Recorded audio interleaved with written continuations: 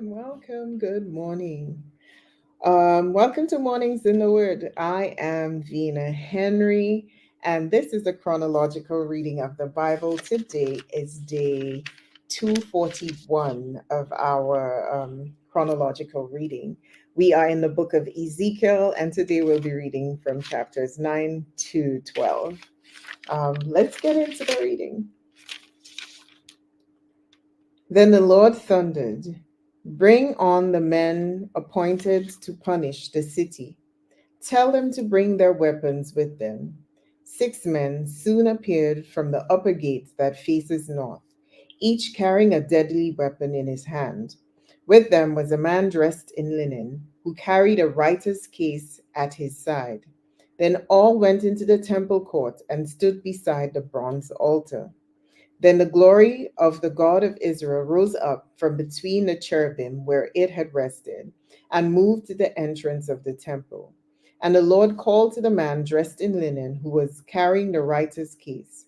He said to him, "Walk through the streets of Jerusalem and put a mark on the foreheads of all who weep and sigh because of the detestable sins being committed in their city." He's putting a mark on the people who seem sorry about their sins. Then I heard the Lord say to the other men, "Follow him through the city and kill everyone whose forehead is not marked. Show no mercy, have no pity. Kill them all, old and young, girls and women, and little children. But do not touch anyone with the mark. Begin right here at the temple." So they began to kill the 70 leaders. "Defile the temple," the Lord commanded. "Fill its courtyards with corpses. Go." So they went and began killing throughout the city. While they were out killing, I was all alone. I fell face down on the ground and cried out, "O sovereign Lord, will your fury against Jerusalem wipe out everyone left in Israel?" Then he said to me, "The sins of the people of Israel and Judah are very, very great. The entire land is full of murder, and the city is filled with injustice. They are saying, 'The Lord doesn't see it. The Lord has abandoned the land. So I will not spare them or have any pity on them. I will fully repay them for all they have done.'" Then a man in the linen clothing, who was carrying the writer's case, reported back and said, "I have done as you commanded. In my vision, I saw what appeared to be a throne of blue lapis lazuli above the crystal surface over the head of the cherubim. Then the Lord spoke to the man in linen clothing and said, "Go between the whirling wheels beneath the cherubim, and take a handful of burning coal and scatter them over the city." He did this as I watched. The cherubim were standing at the south end of the temple when the man went in, and a cloud of glory filled the inner courtyard. Then the glory of the Lord rose up from the above cherubim and went over the entrance of the temple. The temple was filled with this cloud of glory, and the courtyard glowed brightly with the glory of the Lord. The moving wings of the cherubim sounded like the voice of God Almighty, and could be heard even in the outer courtyard. The Lord said to the man in linen clothing, "Go between the cherubim and take some burning coals from between the wheels." So the man went in and stood beside one of the wheels. Then one of the cherubim reached out his hand and took some live coal from the fire burning among them. He put the coal into the hand of the man in linen clothing, and the man took them and went out. All the cherubim had what looked like human hands, and under their wings, all the cherubim had what looked like human hands under their wings. I looked, and each of the 4 cherubim had a wheel beside him, and the wheels sparkled like beryl. All 4 wheels looked alike and were made the same. Each wheel had a second wheel turning crosswise within it. The cherubim could move in any of the 4 directions they faced without turning as they moved. They went straight in the direction they faced, never turning aside. Both the cherubim and the wheels were covered with eyes. The cherubim had eyes all over their bodies, including their hands, their backs, and their wings. I heard someone refer to the wheels as the whirling wings. Wheels. Each of the four cherubim had four faces, and the first was the face of an ox, the second was a human face, and the third was the face of a lion, and the fourth was the face of an eagle. Then the cherubim rose upward. These were the same living beings that I had seen beside the Kebar River. When the cherubim moved, the wheels moved with them. When they lifted their wings to fly, the wheels stayed beside them. When the cherubim stopped, the wheels stopped. When they flew upwards, the wheel rose up. From the spirit of the living beings, for the spirit of the living beings was in the wheels. Then the glory of the Lord moved out from the entrance of the temple and hovered over the cherubim. As I watched, the cherubim flew with their wheels to the east gate of the Lord's temple, and the glory of the God of Israel, hovered above them. These were the same living beings I had seen beneath the God of Israel when I was by the Kebar River. I knew they were cherubim, for each had four faces and four wings, and what looked like human hands under their wings. And their faces were like the faces of beings I had seen at the Kebar, and they traveled straight ahead, just as the others had. Then the Spirit lifted me and brought me to the east gateway of the Lord's temple, where I saw 25 prominent men of the city. Among them was Jaazaniah, son of Azur, and Pelatiah, son of Benaiah, who were leaders among the people. The Spirit said to me, Son of man, these are the men who are planning evil and giving wicked counsel in this city. They say to the people, It is not a good time to build houses. Is it not a good time to build houses? This city is like an iron pot. We are safe inside it like meat in a pot. Therefore, Son of man, prophesy against them loudly and clearly. Then the Spirit of the Lord came upon me, and he told me to say, This is what the Lord says to the people of Israel. I know what you are saying, for I know every thought that comes into your mind. You have murdered many in this city and filled its streets with the dead. Therefore, this is what the sovereign Lord says. This city is as an iron pot, all right, but the pieces of meat are the victims of your injustice. As for you, I will soon drag you from this pot. I will bring you on I will bring on you the sword of war you so greatly fear, says the sovereign Lord. I will drive you out of Jerusalem and hand you over to foreigners who will carry out my judgment against you.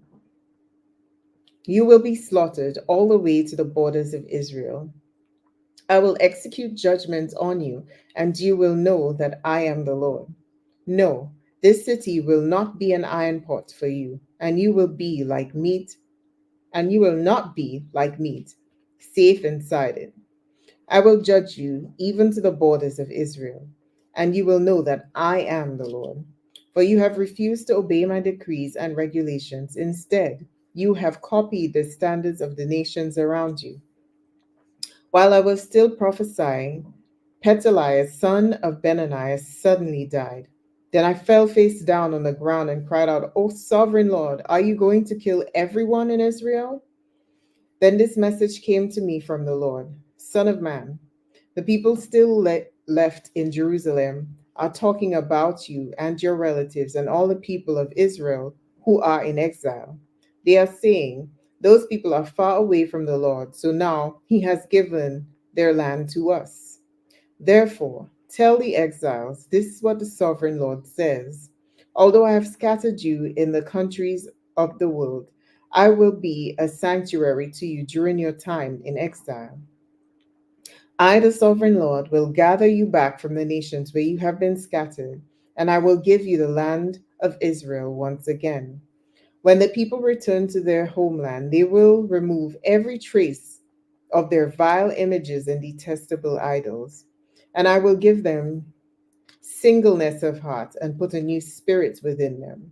I will take away their stony, stubborn heart and give them a tender, responsive heart, so they will obey my decrees and regulations. Then they will truly be my people, and I will be their God. But as for those who long for vile images and detestable idols, I will repay them fully for their sins. I, the sovereign Lord, have spoken. Then the cherubim lifted their wings and rose into the air with their wheels beside them, and the glory of God, the God of Israel, hovered over them. Then the glory of the Lord went up from the city and stopped above the mountain to the west. Afterward, the Spirit of God carried me back again to Babylonia, to the people in exile there, and so ended the vision of my visit to Jerusalem. And I told the exiles everything the Lord had shown me. Again, a message came to me from the Lord. Son of man, you live among rebels who have eyes but refuse to see. They have ears but refuse to hear, for they are rebellious people. So now, son of man, pretend you are being sent into exile. Pack the few items an exile could carry and leave your home to go somewhere else. Do this right in front of the people so they can see you. For perhaps they will pay attention to this, even though they are such rebels. Bring your baggage outside during the day so they can watch you. Then in the evening, as they are watching, leave your house as a captive. Do when they Leave your house as a captive do when they begin a long march to distant lands. Dig a hole through the wall while they are watching, and go out through it. As they watch, lift your pack to your shoulders and walk away into the night. Cover your face so you cannot see the land you are leaving, for I have made you a sign for the people of Israel. So I did as I was told. In broad daylight, I brought my pack outside, filled with the things I might carry into exile. Then in the evening, while the people looked on, I dug through the wall with my hands and went into the night with my pack on my shoulder. The next morning, this message came to me from the Lord. Son of man, these rebels, the people of Israel, have asked you what all this means. Say to them, this is what the sovereign Lord says. These actions contain a message for King Zedekiah in Jerusalem and for all the people of Israel. Explain that your actions are a sign to show what will soon happen to them, for they will be driven into exile as captives. Even Zedekiah will leave Jerusalem at night through a hole in the wall, taking only what he can carry with him. He will cover his face, and his eyes will not see the land he is leaving. Then I will throw my net over him and capture him in my snare. I will bring him to Babylon, the land of the Babylonians, though he will never see it, and he will die there. I will scatter his servants and warriors to the four winds and send the sword after them. And when I scatter them among the nations, they will know that I am the Lord. But I will spare a few of them from death by war, famine, or disease, so they can confess all their detestable sins to their captors. Then they will know that I am the Lord. Then this message came to me from the Lord. Son of man, tremble as you eat your food. Shake with fear as you drink your water. Tell the people this is what the sovereign Lord says concerning those living in Israel and Jerusalem. They will eat their food with trembling and sip their water in despair, for the land will be stripped bare because of their violence, and the city will be destroyed and the farmland made desolate. Then you will know that I am the Lord. Again, a message came to me from the Lord. Son of man, you've heard that proverb they quote in Israel. Time passes and prophecies come to nothing. Tell the people this is what the sovereign Lord says. I will put an end to this proverb, and you will soon stop quoting it. Now give them this new proverb to replace the old one. The time has come for every prophecy to be fulfilled. There will be no more false visions and flattering predictions in Israel, for I am the Lord. If I say it, it will happen. There will be no more delays, you rebels of Israel. I will fulfill my threat of destruction in your own lifetime. I, the sovereign Lord, have spoken. Then this message came to me from the Lord. Son of man, the people of Israel are saying, he's talking about the distant future. His visions won't come true for a long, long time. Therefore, tell them, this is what the sovereign Lord says. No more delay. I will now do everything I have threatened. I, the sovereign Lord, has spoken. Well, that is it for today's reading. Don't forget, we are here from Monday through Friday at 7 a.m. EST for the chronological reading of the Bible. And then we're back here on a Saturday at 8 a.m. EST. We would love to have you join us. Till next time, bye bye.